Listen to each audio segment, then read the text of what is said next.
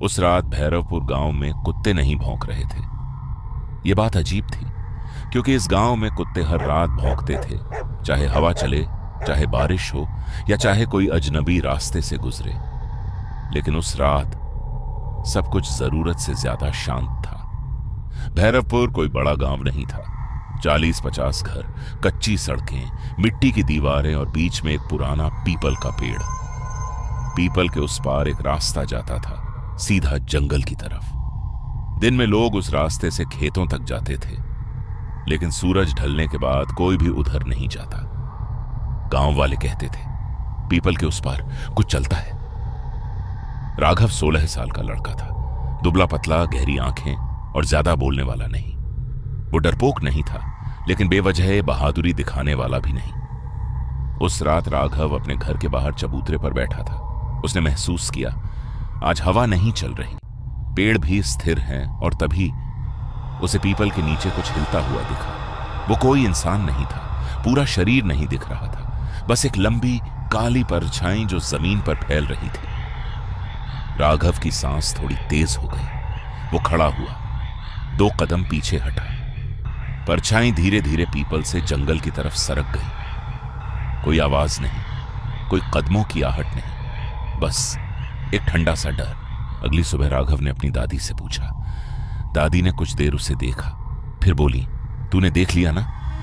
राघव चुप रहा। दादी ने धीमी आवाज में कहा, वो साया है, जंगल से आता है और पीपल तक ही रहता है। राघव ने पूछा, क्यों? दादी की आंखें नम हो गईं, क्योंकि उसकी मौत वहीं हुई थी। कई साल पहले इसी गांव में एक औरत रहती थी, सरोज। सरोज चुपचाप रहने वाली थी। हर दिन जंगल से लकड़ियां लाती और शाम से पहले लौट आती। एक दिन वो नहीं लौटी। गांव वालों ने खोजा, जंगल तक गए, लेकिन किसी ने उसे ढूंढने की हिम्मत नहीं की।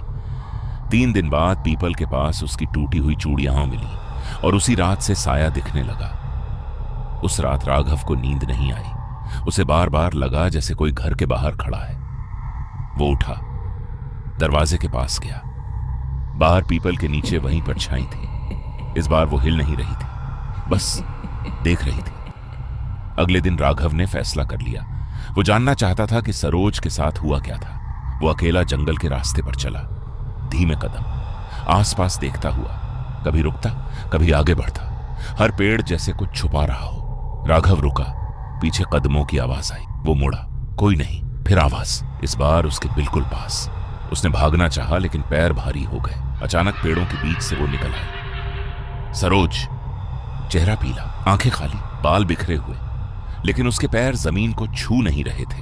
राघव डर के मारे जमीन पर बैठ गया। सरोज ने बोलना शुरू किया, मैं किसी को नुकसान नहीं चाहती, मुझे सिर्फ सच चाहिए।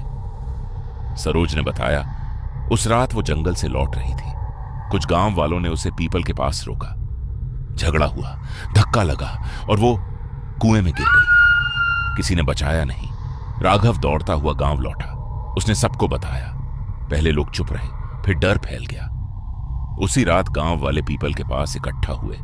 सरोज का साया पीपल के नीचे खड़ा था। राघव आगे गया। गांव वालों ने सच स्वीकार किया।